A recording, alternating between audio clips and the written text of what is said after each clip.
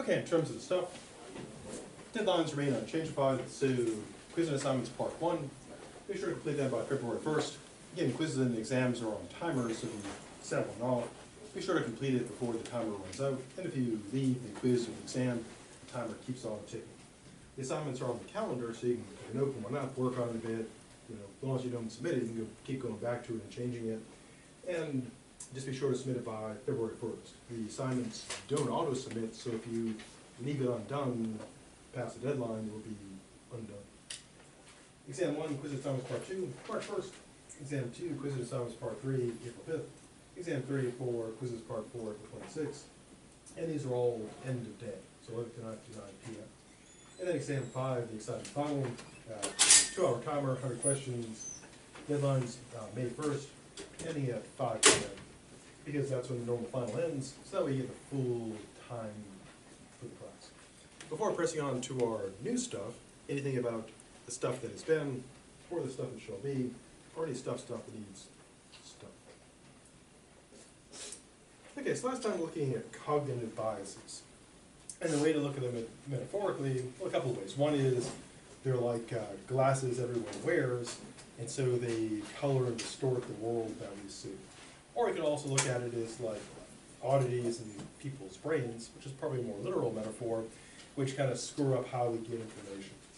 Again, on the side of good, we want to be aware of these for two reasons. One is we're looking at other people, rather than thinking that they're just, say, stupid or evil, it could be that they're not stupid or evil, they're just seeing the world through these filters that affects the information coming in, and so they could be reasoning as well as they could using good principles, but with terrible information. Also, on the side of good, in our own case, we want to be aware we're affected by these, and so when we're making judgments of our own, decisions of our own, we'd want to look and say, okay, am I, assessing, say, the dangers of immigration based on actual evidence, or am I doing it because I keep hearing scary stuff over and over on the news and on social media? And on the side of evil, of course, these provide ways to exploit people and manipulate them, typically for bad. Now, of course, you can manipulate people for good, which raises the ethical question of, is it okay to manipulate people to make them do good stuff, which is a whole question in ethics. Okay, so last time we got to obedience to authority, and we were talking about our good dead friend Stanley Milgram, who conducted these experiments that can probably not be conducted today because of ethical issues. But what he found, at least what he believed he found, was that people are naturally obedient, even though people are often cast as, wanting to think of themselves as rebels and independent. People typically rebel in very conforming ways, purchasing their rebellious t-shirts from, Amazon, getting their rebellious music from Amazon, etc. And so Milgram claimed that people tend to be obedient. Even though people are generally not evil, they'll just kind of go along. So it's sort of like whoever's driving the bus, and everyone just kind of goes along with it. So if you get someone evil at the wheel, everybody just kind of goes along with evil. If someone good is at the wheel, I guess they all go along with good. So how should this affect our reasoning? Well, again, on the side of good, when we're looking at why other people might do bad, like might follow someone we think is stupid or evil, it in large part is due to this. People just kind of psychologically do that. In our own case, of course, we want to be aware of that, of our own tendency to say, well, am I going along because this is the right thing, the correct thing, or am I doing this because that's just my way my brain is wired? Now, on the side of evil, this is something, if you want to be a tyrant or a dictator or a leader, this is something that's sort of number one in the toolkit, that people want to obey. And what you have to do is basically kind of tap into that, and people tend to obey and follow, even things that seem really stupid and pretty clearly evil. So this is an extremely powerful tendency in humans. And every effective tyrant or politician knows how to tap into this. So if you want to do like large-scale evil, this, super useful. Last couple things. One interesting feature of people is they, of course, tend to think very highly of themselves. And this leads to a couple of distortions. First one is this, the overconfidence effect. In general, not always, there's some exceptions, people tend to think they do very well. For example, if someone turns in a paper, do people generally think, yeah, that's definitely an F paper. That paper was terrible. Sometimes. Typically no though. Typically people think, I've never had someone say to me, yep, well maybe a couple times, but people almost never say to me, yeah, I knew that paper was terrible, I totally accept that terrible, terrible grade. People generally say to me, but it seemed so good when I was writing it. And it did, it truly did. Because people perceive their own work, be it like a test, a paper, a performance in singing, drawing, anything we do, we generally tend to look at it favorably. Because we generally like ourselves, and so we'll see our stuff as good. Now, why can that be a problem? One obvious problem, to use the example of school, if a person's looking at a paper and saying, yep, this is great stuff, and it's not great stuff, and they stop working on it and turn it in, then they're going to get a not so great grade. And I remember centuries ago when I was in school, I remember writing this paper that I thought was brilliant, just the greatest paper ever, and I was expecting like an A, super plus plus plus, with smiley faces and gold stars and platinum stars and diamonds sprinkled all over it. And I got a 0.4 on the paper, not even like a 1 point. I got a fraction of a point. And I was like, what the hell? This is the most brilliant paper ever. Then of course I saved it, looking back at it, I'm like, oh my god, this is just the worst thing I've ever, I can't even touch it. It's so terrible. And so, again, it's a practical matter. If we look at our own work and efforts and judge them too well, so to speak, then as a very practical matter can influence our points. So when you're deciding, is my paper ready to turn in, it's a good idea to always, as a practical thing, have someone else look at it and say, is this good or bad? I know in my own case, I love everything I write. I think everything I do is brilliant. And I know that I'm wrong most of the time. Now, of course, this also applies not just in school, but to work and stuff in general, which is why it's always good to have, if you know someone who's like a good, honest critic, and not like a jerk, it's good to have them look at stuff. Because if you have a good, honest critic, friend or associate, they're really valuable, because they can give you feedback about like what's good, what's terrible, etc. And so we should be on guard against being overconfident in what we do. Now, the defense against this is not to hard correct the opposite way and just say, oh, my stuff is so terrible, I am totally unworthy, my stuff is garbage. Some people do that, usually in the hopes of getting praise. The thing to do is say, well, I probably think my stuff is better than it is, so let me look at it again, or have someone else look at it to see if it's really actually that good. Closely related to this factor is what's called the better than average illusion. Not surprisingly, since people think well of themselves, and why not, people tend to evaluate their abilities, skills, capabilities, etc. as above average, not surprisingly. Now, the reason why we know this is like a real thing is because of various surveys asking people questions like, do you consider yourself above average in compassion? Do you consider yourself above average in leadership? Do you consider yourself above average in patriotism or in equality? And what these surveys uniformly find is that most people say they're better than average. But can that be true? Can most people be better than average? No, it's just math. By definition, the way averages work, most people can't be above average. Just like with height. Most people can't be taller than average, because then that wouldn't work. You just redo the average. So why is that a problem? Well, again, having a good sense of, self-worth, self-pride, etc., not a bad thing. We don't want people to hard correct and say, oh, I'm terrible and awful. The thing to do, though, is be, as awful as it may sound, to be realistic, to assess one's skills, abilities, and capabilities honestly. And this is not to say that people shouldn't try to aim high or go for it, because the worst that can happen is total failure or death, which is how it ends anyways, so might as well go for it. But the idea is to have a good understanding of one's abilities. To use an very practical, concrete example. Take like with running. Some people, they go out to do a 5K, and they've been doing like a little bit of running, maybe like a mile or two there, and they kind of think, well, I can run a 7-minute mile for 1 mile, so I can surely do, 3 of those in a row.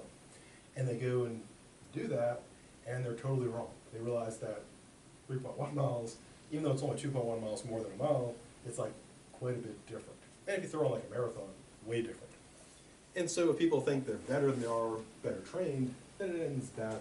In the case of running, a lot of throwing up, for example.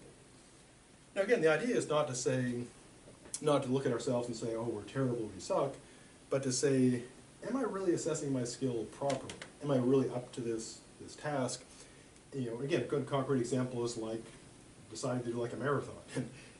I think I'm great, but am I really ready for 26.22 miles? And sometimes people are, and sometimes people are not. So kind of the defense against these, again, is not to crush your own self-esteem, but to say, is my work as good as I think, and are my skills really as good as I think they are? Now, closing out, as you might imagine, this is just a limited set of biases. There's like lots and lots of them. Now, there are other factors as well that affect how people make choices that are irrational but affect people. To give one example, according to studies, and of course one thing about psychological studies is, unfortunately, they found that, and we'll talk more of this when we talk about causation, many psychological studies are not reproducible. So this could be true, but it may turn out not to be true. What's unclaimed is this. If you give people a heavy clipboard when they're evaluating someone, the claim is that they'll evaluate better. They'll be more positive about the person. Now, is there any real connection between clipboard weight and a person's ability? Like, can you be better by handing people heavy clipboards? No. But if that's true psychologically and it works, I guess if you can control the clipboards, I guess go for that. Now, there's no logical connection, but people do get affected by factors like that. And we'll see other factors as well throughout the course of the course. And some of these are pretty strange. So the overall takeaway is this. There are all kind of factors that affect how we reason. And if you're doing something that's really important, like, maybe like life or death, it's good to be aware of all these potential problems and defects. So that way, to use an analogy, if you were running like a critical medical test on which someone's life depended, you want to make sure the test was done properly, there's no contamination or screw-ups, you want to make sure it's all correct. And kind of the same deal here. When we're trying to make a really important choice, we want to make sure we haven't got contamination and crap in there, otherwise we'll make bad choices. Now, of course, we'd exhaust ourselves or go mad if we did this everything in life. Like, you're in line at a restaurant, trying to decide what to get. You drive people crazy trying to use this level of decision. But for big stuff, we want to be aware of that, so we don't make bad choices that kill us or kill other people. Before pressing on, anything about biases needs more stuff.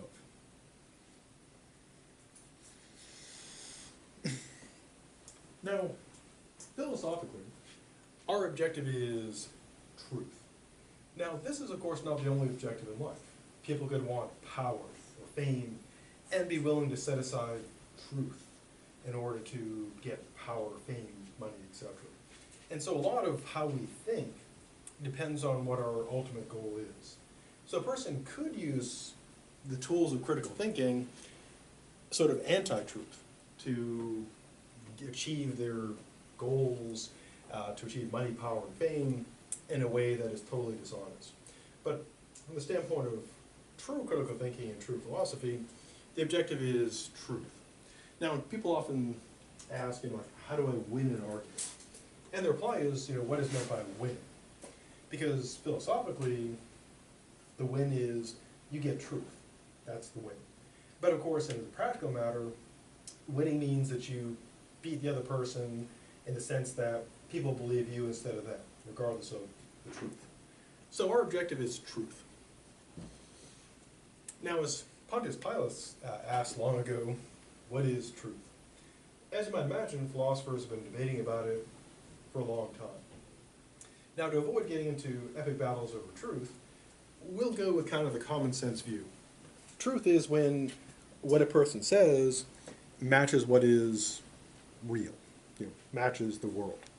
Now, if you take a class on like epistemology, you'll see different theories of truth. Oddly enough, there are many different theories of truth, but our everyday basic one is pretty straightforward. True means you got it right. If you make a claim about the amount of crime in a particular area, the numbers are true. X matches Y. Now, we're also, of course, aiming for knowledge. So what's knowledge? Well, again, this is something that philosophers have been debating since before the time of Plato, and there's an entire class, which I teach right after this one, devoted to that question. What is it to know? Now, putting it simple, we can go with kind of the intuitive view that we get from our good dead friend Plato. Plato said knowledge basically requires at least three basic things. One, you got to believe it to know it, which that seems reasonable. Also, it's got to be true, because you can know something's false, but you can't know false things. And lastly, it's got to be what's called justified. To use a math analogy, you got to be able to kind of show your work. So our kind of rough idea is you know something when it's true, when you believe it, and when you've got adequate justification. Now again, all this stuff is up for philosophical debate. What is truth? What is belief? What is justification? But we'll just go with kind of the basic stuff. And so our mission objective is truth. So then what can we do and can't do with critical thinking? Well, the main thing that it does is try to get us to truth. The idea is basically to assess claims, sources, arguments, to see if what we're getting to is probably true, probably false, or don't know. So essentially it's like an analysis or assessment. Now, critical thinking isn't creative thinking. It's not coming up with all kinds of alternatives. It's not thinking outside the box, or inside the box, or beside the box, or on top of the box, or the fox in the box wearing socks. It's none of that stuff. It's all about getting to the truth. Now, it's super useful for those other purposes. So if you engage in creative thinking about something like a problem, you'd want to apply critical thinking to sort out, are those creative ideas plausible or not? So it does have its limits. But like any tool, as long as you use it correctly, it will serve you well.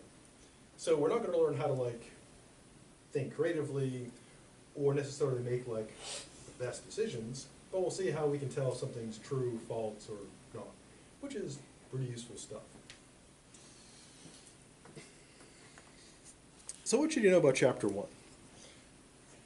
Now, if you get the book, or you don't get the book, just the PowerPoint, the recap at the end of the chapter is kind of a pretty good review guide study thing. Now, everything on the exam might not be in there, because again, it's just like a quick recap, but it's a pretty good way to sort of prep for the exams, because it hits the main points. So the important stuff to know from chapter 1 would be claims. At any point, if you need any clarification, just let me know. Objective versus subjective, fact versus opinion, factual claims, moral objectivisms, and of course, issue, sort of the spine, brain, heart, soul of critical thinking, and logic, and philosophy, would be arguments, the premise, the conclusion. Then, of course, we went through the cognitive biases, and then to truth and knowledge. And that ends chapter 1. So for the quizzes for assignments for part 1, that's 1/3 of it, chapter 1. We're heading to our adventures in chapter 3.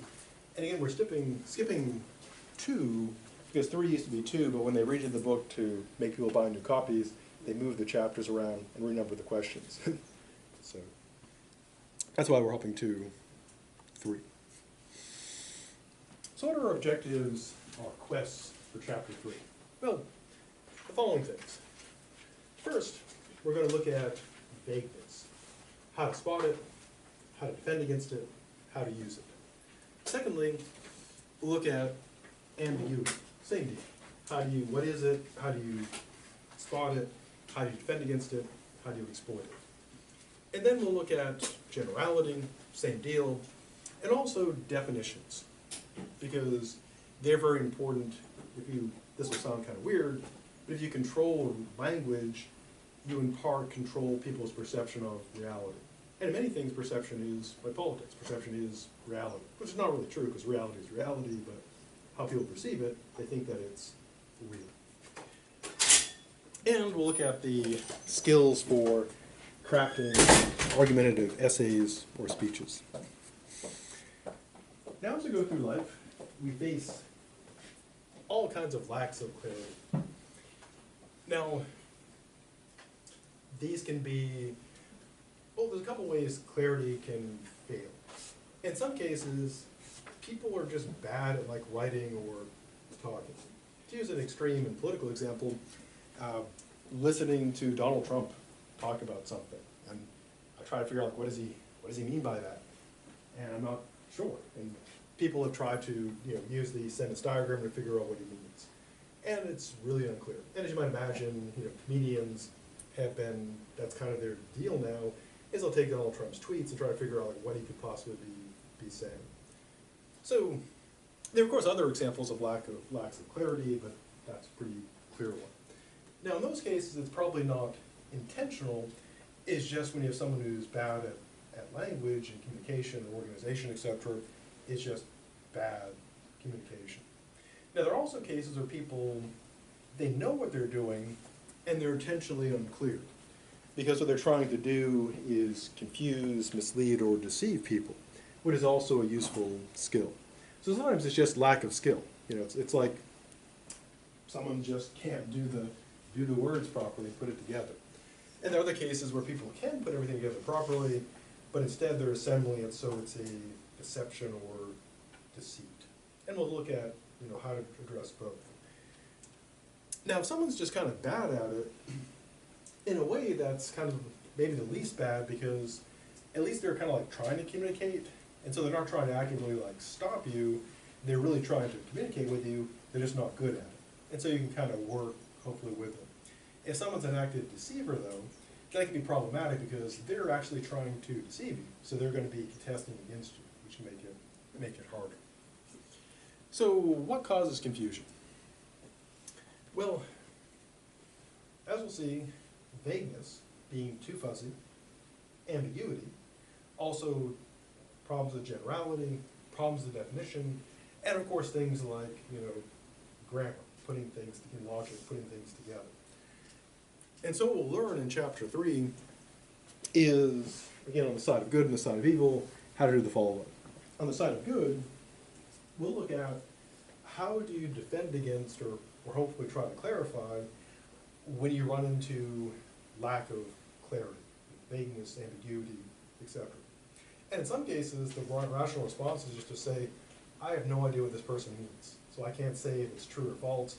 All I can say is that I don't know what they mean. Also on the side of good, if your objective is to communicate with others, you'd want to avoid vagueness, ambiguity, etc., and you'd want to be clear. So this will give you the tools for clear communication, if you want to convey ideas. Now, of course, on the side of evil, you can mislead, manipulate, deceive people by using these notions, vagueness, ambiguity, and definitions, and we'll see how to do that on the side of evil. Now, also take a look at the argumentative essay, or speech, and it's a pretty straightforward thing. The idea is basically you have an issue, dispute with two or more sides, not clear which is correct. You give your position on it, you argue for it, and then, depending on the structure of the essay, you may raise an objection and then reply to that. So pretty straightforward, setup. Position, arguments for, objection against, refutation of, objection. Now we'll begin our adventures in chapter 3, the main adventure, with vagueness. Now, to use a metaphor, vagueness is the language equivalent of being in a thick, thick fog. And if you're in like a super thick fog, you don't know where you are. everything is indistinct and fuzzy, you can't see the road signs, you don't know where you're going. It's all fuzzy and imprecise. Setting aside the metaphor, vagueness in language, or a vague statement, is a statement that's lacking in precision. It is linguistically fuzzy, linguistically imprecise. Now, all language has vagueness in it, because you could pretty much always make it more and more and more precise, absurdly precise. But of course, since all language is vague, what we have to do is go by, is it too vague or not too vague? Because it depends on your purpose. So what would be some examples of vagueness and degrees? Well, the following would be vague. Suppose instead of putting up the dates, I just said, well, quizzes and assignments are due sometime during the semester, at sometime during the day. And that's true. They are due sometime during the semester, sometime during the day. But of course, that wouldn't be very useful to you, because you wouldn't know, like, when do you have to have stuff done. That'd be a problem. And of course, that would be unacceptably vague, because you have no idea. Now, in other cases, you can have statements that are vague that would be okay depending on the purpose. For example, suppose you get a class with a paper in it, and the professor says, it's due after the midterm. Well, that's probably still too vague, because there's 8 weeks after the midterm. But if a person's asking the question like, do I have to have the paper done, now, the person says, no, it's not due until after the midterm, that's okay, because they're not looking for the exact date. They're looking for, do I have to have it done in the first 8 weeks? Now, of course, it would have been better just to say, yeah, it's due this day, but that's what the person wanted to know. Now, so whether it's okay or not, the level of vagueness, again, depends on the context. So the same exact statement could be fine in one context, but too vague in another. Like another example. If someone's calling in sick to work and they say they're not feeling well, that's probably okay. The person probably doesn't want to know, like, all of the details of their sickness. But if the person goes to the doctor and says, I'm not feeling well, and they just say nothing else, that's too vague for the doctor, because they need more stuff. Or another example, if you go to one of the computer labs to print paper, and there's a sign on the printer saying it's broken, vague, but that's all you need to know, because you're there to print your paper, and you don't really need to know, like, exactly why it's broken. But if you're like the IT for a corporation, and they call and say, servers are broken, you're like, why, how broken? How? Are they on fire or something?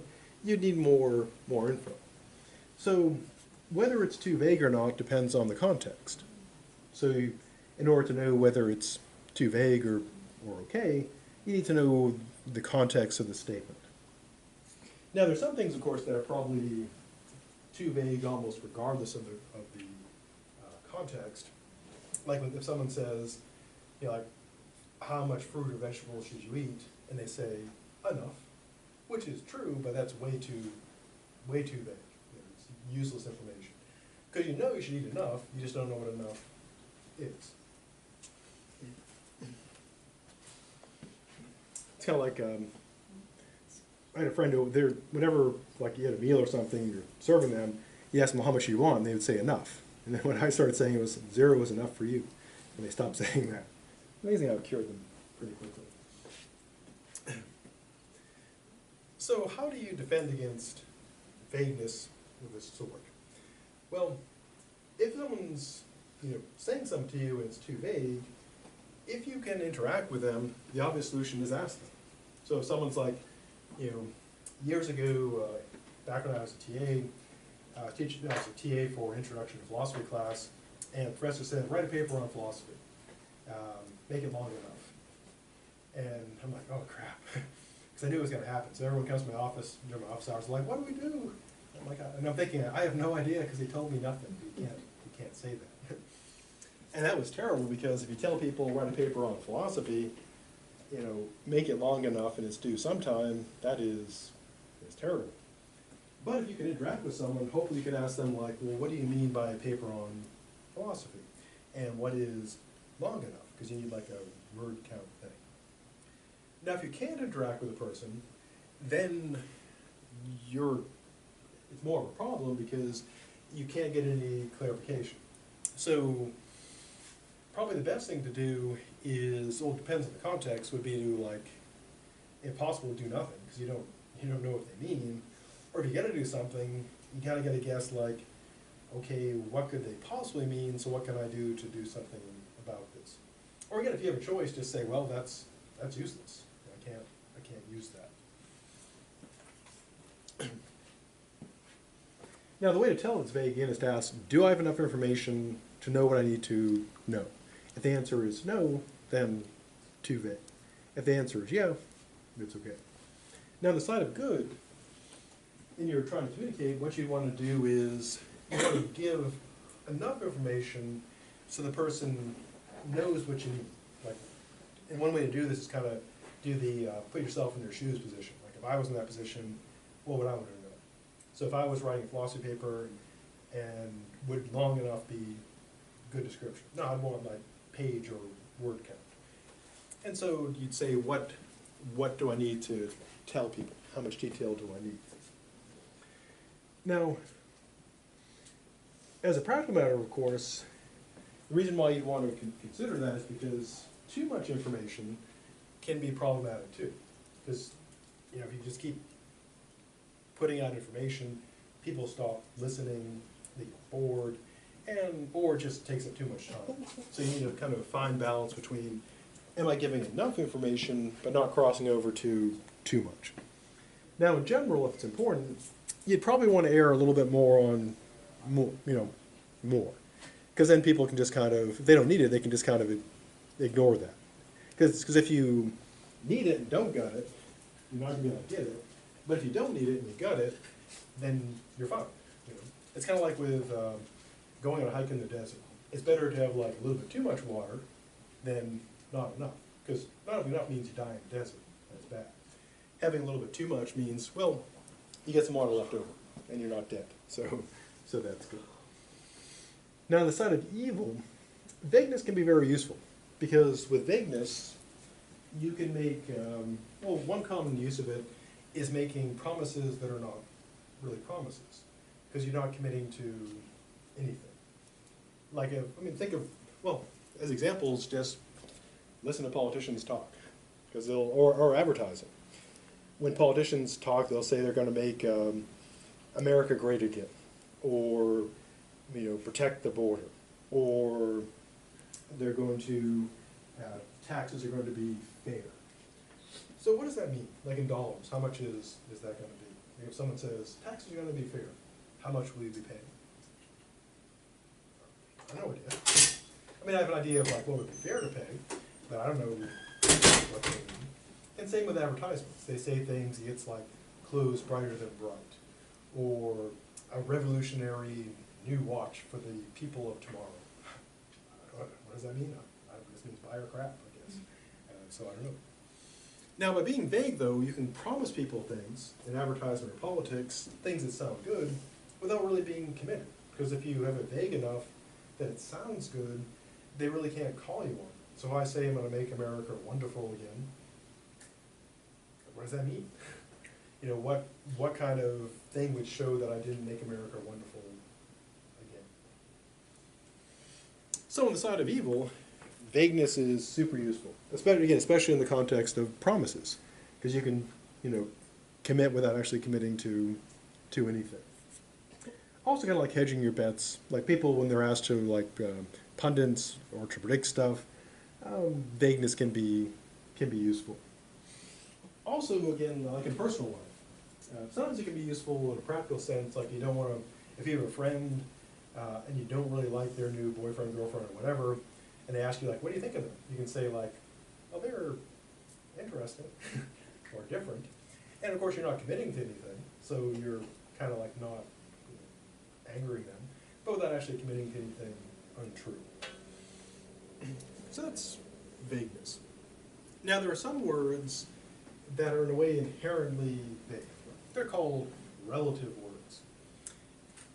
examples would be, well, there are words that are essentially, they're relative because they involve relations between things. They're not like absolute things. So for example, blue would be like non-relative. You know, something's blue or it's not. But tall is relative. Like if you're looking at stuff, you can tell whether something's blue or not just by looking at it. But tall means what?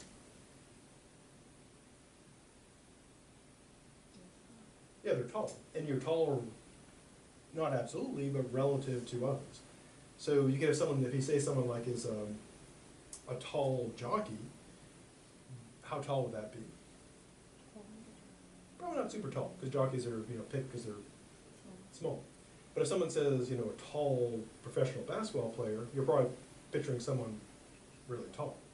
So like a short NBA player would be probably taller than a tall jockey, or like a tall, non-professional player. Similarly, like with rich. Rich is a relative term because there's vast degrees of richness. So someone says someone's rich, or poor as well. Someone says someone's rich or poor or smart. Those are all relative terms. And they're all kind of vague. Now in some cases, of course, the context can clear it out, but they do create those problems. So kind of the takeaway for vagueness is things to know are these. First, definition. Metaphorically, vagueness is like being in the fog. Things are imprecise and unclear. You can't tell what's going on. More precisely, vagueness is when a statement is not as precise and exact as it needs to be. So you can't get the exact information you need because it's too imprecise. Vagueness comes in degrees. Again, there's no such thing as like absolute vagueness. It's in degrees. And whether it's too vague or not depends on your purpose. So the question is not, is this vague? Because the answer is almost always probably. The question is it too vague? On the side of good, the way to recognize it is to ask yourself, does this give me the information I need? If the answer is no, then you're in kind of like guess mode or suspend judgment mode. When you're communicating yourself on the side of good, you'd want to ask, am I exact enough? Am I giving the person enough information? Again, what I always do is I err on the side of like extra stuff, because I know people will just ignore that extra if they don't need it. But of course, you don't want to go on like forever. Everyone's probably talked to someone, read a class with someone who goes on forever. You're like, yes, I get it. Please, for God's sake, please stop talking. Type of scenario.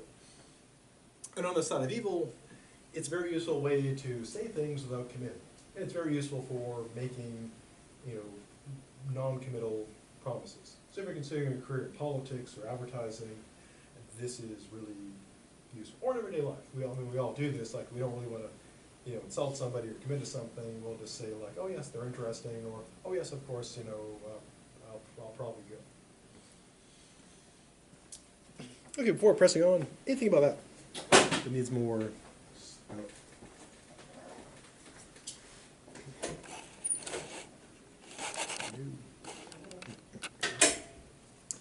Ambiguity. Continuing our metaphors, if vagueness is like being in a fog where you can't see stuff, ambiguity is like you're driving down the road and the street splits, but there's no sign. So, which happens too often in Tallahassee. And you're looking, you're like, okay, which way do I go? Now, laying aside the metaphor, here's the idea. An ambiguous statement occurs when there are two or more possible meanings, and it's not clear from the context which one is correct. Now, with vagueness, the problem is there may be like one meaning, but it's too fuzzy, too general. In the case of ambiguity, typically the meanings are clear, but you don't know which one is intended. Now, in some cases, this is done humorously. There's a variety of older comedy routines that rested on ambiguity. In that case, it's harmless, because the idea is just like, here's something that's funny, haha, ambiguity. Other cases, though, it can be done accidentally, where people are just, again, they don't realize what they mean, and they're thinking one thing, And other people look at it like, what does that mean? And this can happen quite easily by accident. For example, I was at a meeting yesterday, and we were talking about how to address high failure classes. And we initially stated our objective as a 10% reduction of high failure classes. But of course, one way that can be taken is we're just going to take classes that people are failing a lot and just get rid of them, which could be bad because those may be classes you need. Because if we just say, yep, no more chemistry, then that would be bad. But of course, it can also mean if we're saying we're going to actually reduce the number of high failure classes by 10%, it's not that we're chucking out classes, it's that we want to reduce the failure rate, to have more people pass it. And so it could be meant either way. I mean, it was clear from the context what it was probably meant, but that can be confusing. And so in some cases it happens just by accident, because you know what you mean, you're writing, and then you're looking at it like, wait, and that could be interpreted other ways.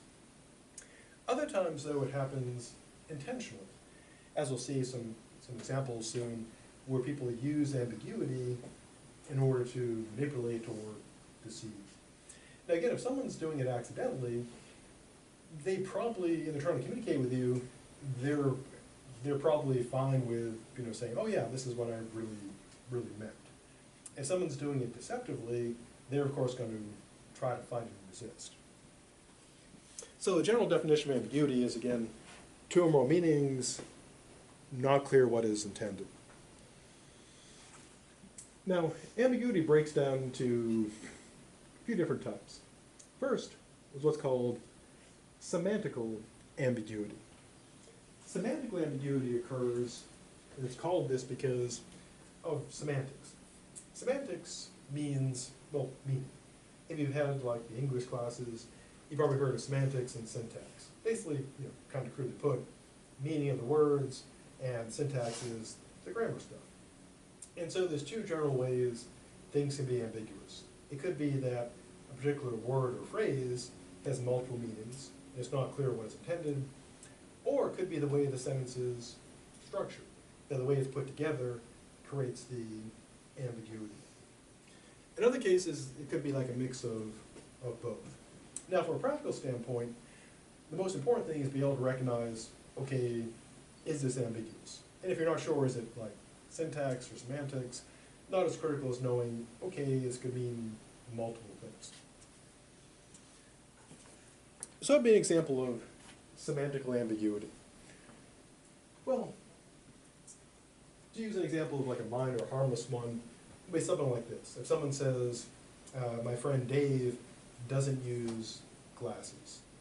Now that could mean they don't use eyeglasses, or it could mean they don't use drinking glasses. Because glasses is ambiguous. It means eyeglasses and drinking glasses. Or if we say, Jan always chooses the right side, and we have no more context, that can mean many things. Because it could mean literally, spatially right versus left, that Jan always sits on the right side of the room or, car or whatever. It can also mean ethically, that Jan always picks the morally good side. Also in politics, we divide politics into left and right. It could be that Jan is conservative. She picks the right side.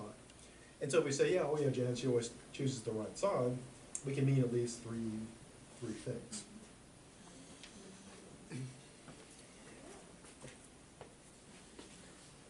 Now, a particular type of ambiguity here is what's called the grouping ambiguity. It's a type of semantical ambiguity. And what it means is this. Grouping ambiguity arises when it's not clear whether you're referring to, when you're talking about a group, whether you're talking about the group members individually or collectively. Now, it may seem like kind of an abstract, theoretical kind of problem, but it does lead to real problems. And first I'll use kind of a non-major example, and then I'll use an example that's caused all kinds of turmoil in American politics for quite some time.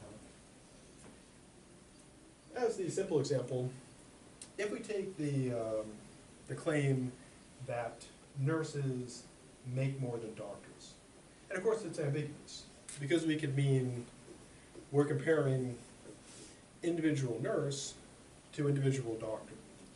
In which case the claim is probably false. Because typically, if you want to make the most money, do you go to medical school or do you go to nursing, become a nurse? Yeah, medical school pays more.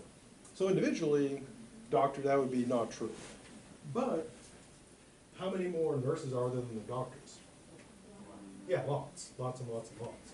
And so if you're talking about it collectively, like all the nurses and all the doctors, then it's probably true.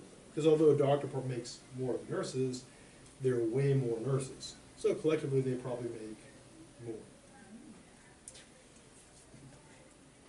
Another example, if we say that tigers eat more than people. That's ambiguous in a couple ways. Because we could mean, if we're going individual to individual, that's definitely true. Because tigers are about 800 pounds, and so feeding a tiger would be way more expensive than feeding a person. Unless the person like gold-plated hamburgers or something. Which is the thing. I guess the way they make food really expensive, they just sprinkle gold on it. Just keep piling up the gold. Harmless to eat. You can actually eat gold stupid, but no problem. Now, if you're going collectively though, then it's not true. Because even though an individual tiger eats a lot, there aren't that many tigers. And there's like 6 billion of us. So we eat way more than the tigers. But it could also mean that tigers, in addition to eating people, they eat other stuff. Like Frosted Flakes, of course. Because they're, as Home Tiger says, they're great. Now what about, these are kind of ambiguities. You'd say, yeah, okay, I get it, it's ambiguous, but what's the deal? Well, here's an example of where it can become a real problem. Specifically, the Second Amendment, which of course, states that the right of the people to keep and bear arms should not be infringed. Now, the ambiguity there is this. Some people interpret the right as a collective right, that we, collectively, people, have the right to keep and bear arms. In other words, we have the right to a citizen, militia and army. Now you may wonder, like, why would they say that? Well, if you go back to our colonial history, who owned the British Army? Who did they serve? Specifically, though, who do they owe their loyalty to? Which one particular person? Yeah, the king. They are the king's army. They're not the people's army. They serve the will of the king. And so the armies of Europe were, as a practical political matter, they were the king's army, which could be used against, citizens. And so you could say, well, the right of the people to be armed is, we're saying that the army is not the president's army, it's not the king's army, it's the people. We have the right collectively to be armed. And so in that view, the Second Amendment is a collective right. The citizenry has the right to be armed, as opposed to having, say, like the king's army. But then, fairly recently actually, because one thing that people often say, like they point to the Wild West as being like lawless and violent. What's weird is if you actually look at the history of a lot of Western towns, they had stricter gun control than we have today. Weirdly, if you look at the history, because they didn't want people getting shot, shooting people getting shot up. Now, the current interpretation, like from the NRA, and actually most people, is not a collective right, it's an individual right. That's to say that you and I have the right to have a gun, individually. And on that view, it's quite a different right, because on the collective right, that means that we could have that collective right, but I could still not have a right to have like my own gun, carrying it around. On the individual right, though, it's that I have the right to the gun. Now, more recently, it's been interpreted this way, that you and I have the right to the gun. And the reason why you can go either way, legitimately, is because it is ambiguous. It could mean either thing, which either is brilliant, because one advantage of writing laws that are kind of ambiguous is that as time changes, people can kind of keep, kind of re-looking at it. Which is why when people always want to say, we want to go with the original interpretation, one problem is, what is that? And so we always look at the law. I mean, my own political theory is we always look at the law through our own lenses, and we don't necessarily know what they meant.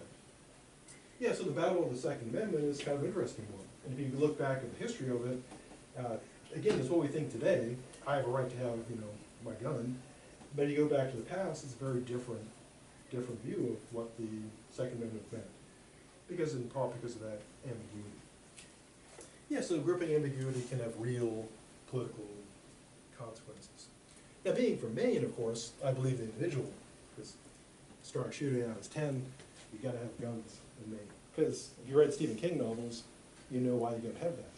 Because of all the things in Maine. And it really is like that. That's why I'm down here. I get tired of, demon clowns and shagas and stuff. Interesting stuff. I go back every summer, hang out with the demon clowns and the shagas, because, they miss me.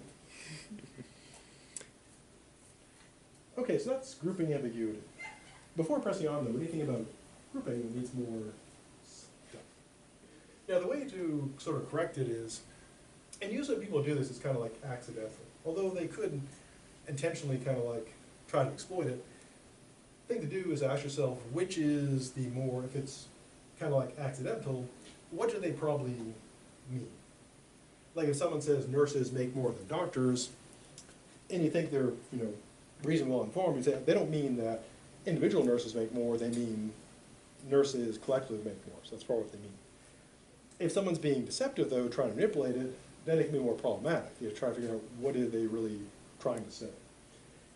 Now, on the standpoint of good, from your own standpoint, what you want to do is try to clear up the grouping problem. So instead of saying nurses make more than doctors, you would say collectively nurses make more than doctors. Problem solved. Or if the people who drafted the Constitution, if they would have just said there's an individual right to keep and bear arms. Problem solved.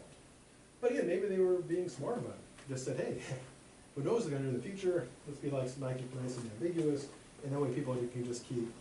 Because the ambiguous law is often the ones that last a long time, because you keep reinterpreting it. And then find out. Okay, so that's the grouping ambiguity. Now we get our first look at fallacies here. Now, first definition of fallacy. Fallacies, or a fallacy, is bad logic. They are arguments, so they actually are giving premises to support a conclusion. What makes fallacies? Fallacies is that the logical connection between the premises and the conclusion is not adequate. So, again, informally, bad logic. They're bad arguments. Now, again, they are arguments. So we want to distinguish between a fallacy, which is bad logic, from a factual error. A factual error is just being wrong about the facts. So if we say that Columbus discovered America, that would be a factual error. Because you can't discover a place where there already are people. Because they kind of already discovered it, already being there. So we'll see in the next section lots of fallacies. But here are our first two inventors and fallacies. So again, the critical thing for a fallacy is bad logic. Now, interestingly enough, as we'll see in the future, you can have bad logic, also as we saw earlier, and everything in it could actually be true. So a fallacy doesn't mean false. In fact, there's a fallacy where someone says that it's a fallacy, so the conclusion must be false, which is not the case. You could have a fallacy where everything in it is true. It's just bad logic. Now, these two fallacies, the reason why they're here is because they connect to grouping ambiguity. First fallacy of division. And as we'll see, they're closely related. The fallacy of division occurs when someone uncritically infers that what is true of the whole must be true of the parts, hence division. They're splitting it up. Now, the reason why that's a fallacy is because just because something's true of the whole doesn't mean it's true of the parts that make it up. For example, years and years ago when I was a sophomore, I was out by the dorm when it was like move-in day. And I remember there's like a parent gets out of the car with their kid. She's looking at the big dorm. She's like, "Oh, Billy, look how big the dorm is. You're going to get a really big room." I'm like, "Poor Billy. He's going to be so sad." Because yeah, dorms are big buildings, but unless things have radically changed since I was a student, are dorm rooms really, really big? Typically not. They try to make them as small as possible to maximize that money. So another example, if someone says, well, Amazon makes billions of dollars, therefore everyone working at Microsoft must be, or Amazon must be rich. Well, that's not true. You have a company that may be worth billions, but it doesn't mean that everybody in that company is rich. Someone's sweeping the floors and pulling the stock. Yeah, so we can't go what's true of the whole automatically what's true of the parts. Now, in some cases it can be. You could get it right. Because it may be true of the whole, what's true of the whole could also be true of the parts. Now, to use a stupid example, if you have a gallon of water, a gallon of water is wet. You take the parts of the water out, like a spoonful of water, that's still wet. So that's all true, but again, the reasoning is still bad. We just can't go from true of the whole thing, must be true of the parts. Now, if you give a reason why, something that connects them, then that's fine.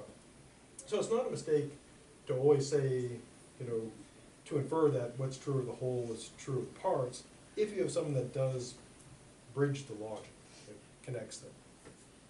For example, if you have a company that's, making lots of money, and you add in that the money is divided evenly among the employees, then you could infer, yeah, what's true of the whole, the company's doing well, so the employees are doing well, because you have that extra, connection there. In fact, there is a company where everyone makes the same salary. It's like $70,000, because the owner, he heard of this study that says you need about $70,000 in the U.S. to be happy. Anything after that, you don't get more happiness. And the reason is because at $70,000 you can pay your bills and get insurance and take care of all those basic needs. So he hit on the interesting idea of everyone makes $70,000. And not surprisingly, a lot of people quit because they wanted to go and make more money. And they were mad that other people were making as much as them. Sure, people hate that. People like fairness but also hate it. Fallacy of composition. Now, composition is the opposite. It occurs when someone says what is true of the parts must therefore be true of the whole. So it's the reverse mistake. Now, a good example of this occurs in sports and business, anytime you're trying to build a team.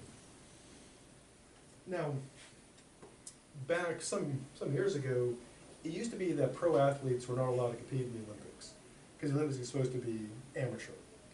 But of course people, realized that, the athletes from Russia and stuff are generally equivalent of pro athletes, because they're completely backed by the state, etc.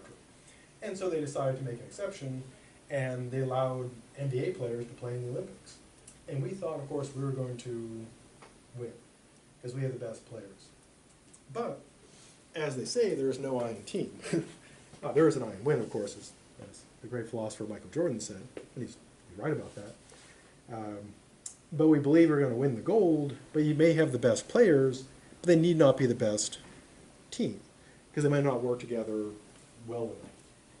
Similar like with business. If you're putting together a team for business, if you say, well, I've got all the best people, your team may be not so great, because there's also other factors than just sticking together the best people.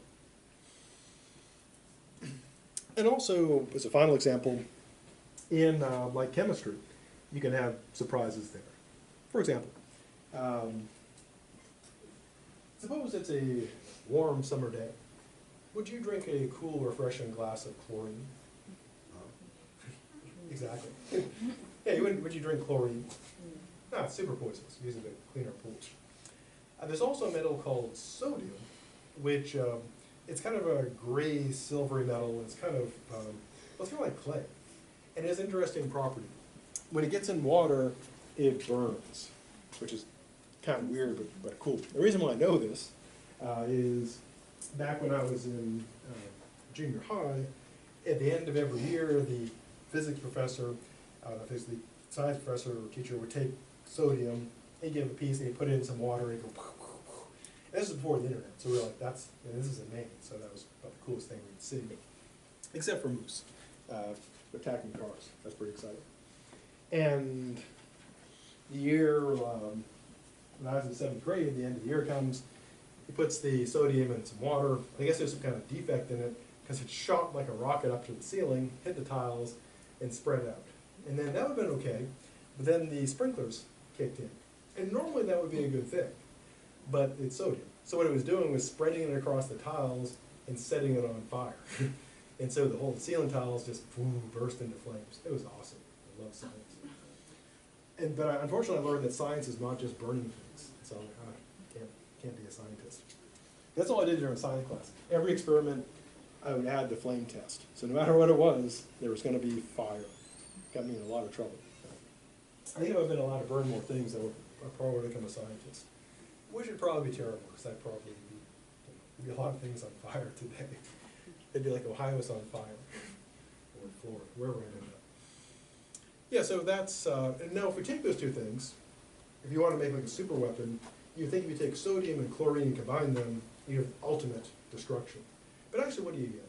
When you get sodium and chlorine, you get sodium chloride, you've got,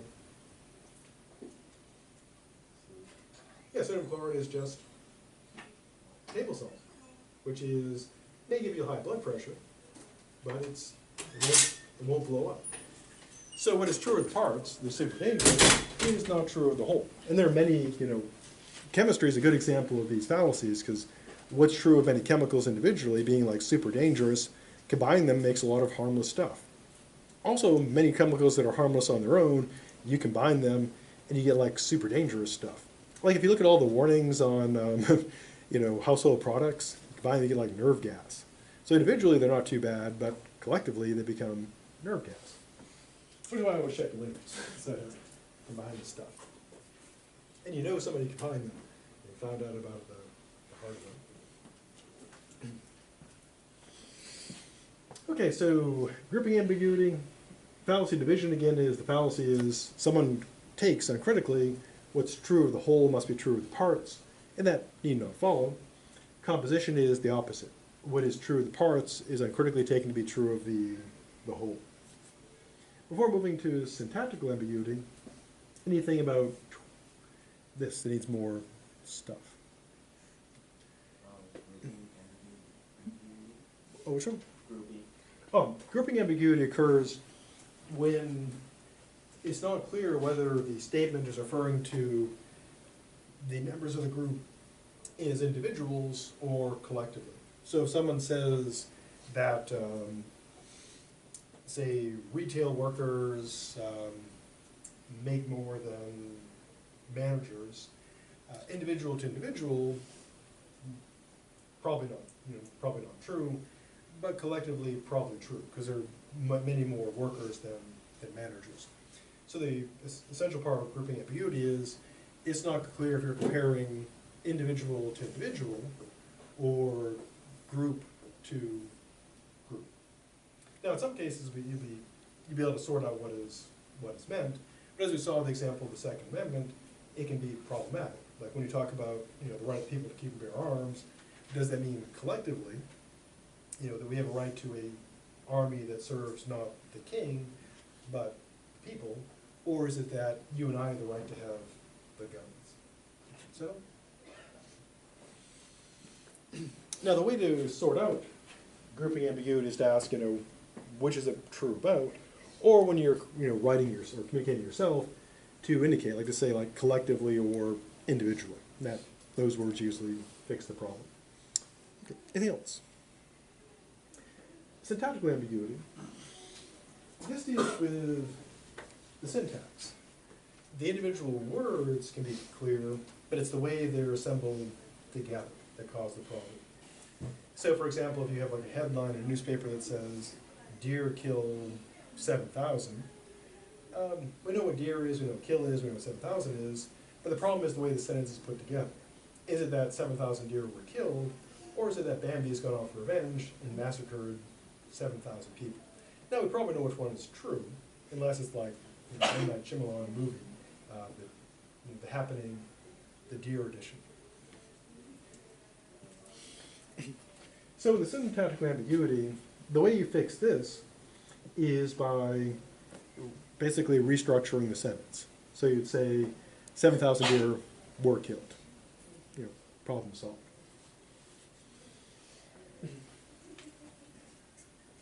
So semantical, it's the word that's ambiguous, like glasses.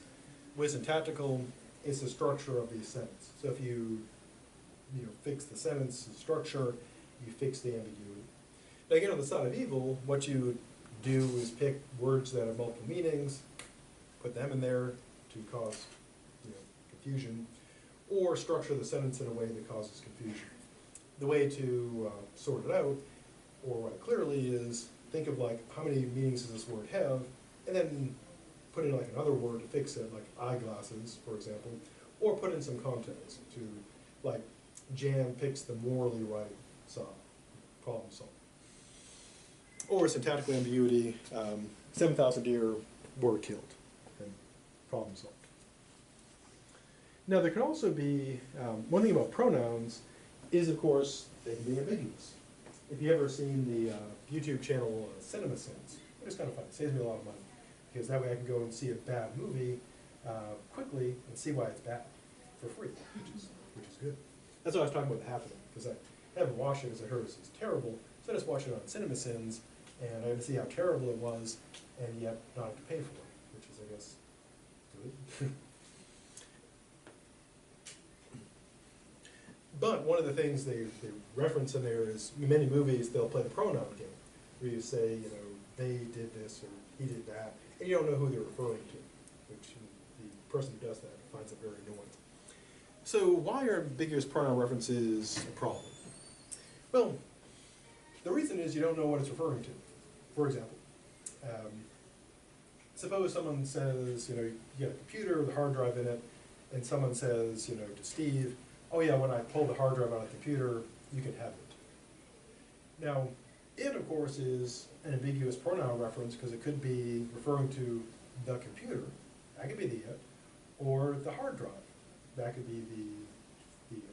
And of course, that could lead to a misunderstanding. So if, Steve's expecting to get that computer, all excited about that, he finds out that he's getting that crappy hard drive, not gonna be so happy. Or if, Steve just assumes he's entitled to the computer and just takes it and goes off with it, the owner's not going to be so happy, because all he's got left is that crappy hard drive.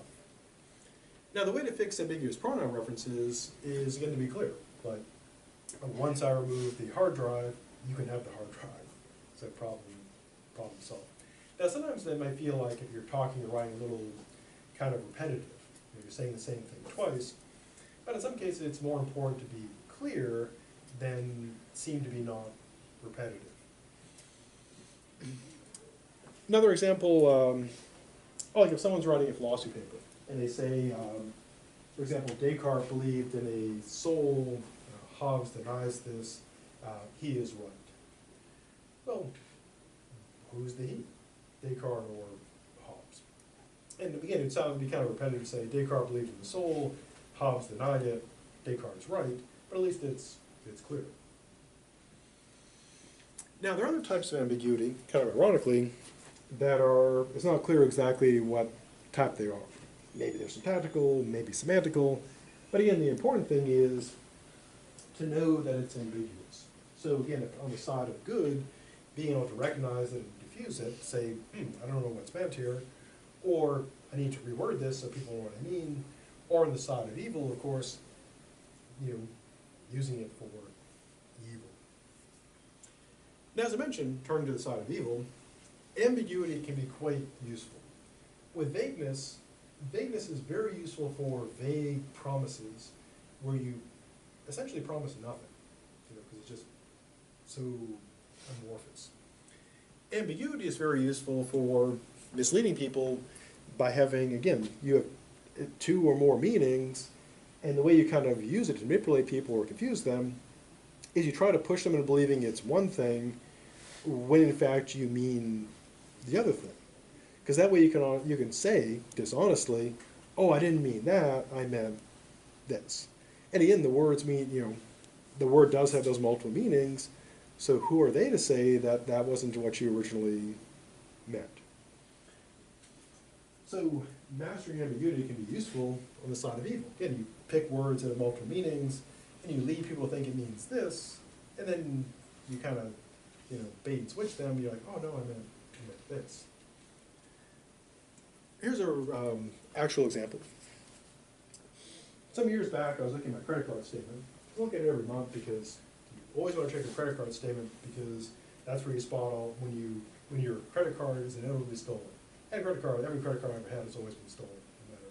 Well, if you bought anything for any company, they've been hacked. Someone has your credit card number, so they're going to be using it. Just a matter of time. And I just got in the habit of, I check my statement every year or so. Yeah, they got my credit card again. Can I have a new one? They're like, sure, no problem. And one of the main things to look for is little tiny charges. Because what they'll do is they'll test it with a quarter or 10 cents, and the odds are people won't think of that. They won't realize what that is, but it's basically a test to see if the credit card number is live. And then what they'll do is start doing the big charges. Now, I saw in my credit card statement a charge for credit card insurance that I never ordered. And it was from the company, it wasn't from someplace else. So I called the company and said, blah, blah, blah, gave my name, etc. Said, I'd like to cancel this credit card insurance, I didn't order it. And the person said, of course, we'll send you a letter, and then you can use it to cancel it. And I said, well, can I cancel it over the phone? He said, sure, of course, I'll cancel it right now, it's canceled. I thought to myself, wait, this is too easy. And so I asked the person, what am I canceling? I said, oh, you're canceling the letter to cancel, of course. And I said, oh, you're so clever. And we kept going round and round and round, because every time I would say, if, he would make it refer to, the cancel, so I was canceling the canceling. And eventually I got sick of it and said, I want you to say the following words. He was like, what? I said, I want you to say, do you want to cancel your credit card insurance? And he's like, do you want to cancel your credit card insurance? And I was like, yes, please. Have a nice day. And if I wasn't aware of this power of ambiguity, I would have just assumed it was canceled, and then next month they would have charged me $100, and they would have played it back and said, oh, here you are, sir, canceling the cancellation, right, and plain as day. And so ambiguity can be quite useful on the side of evil. And so on the note of evil, we'll finish up there. So next time, more stuff.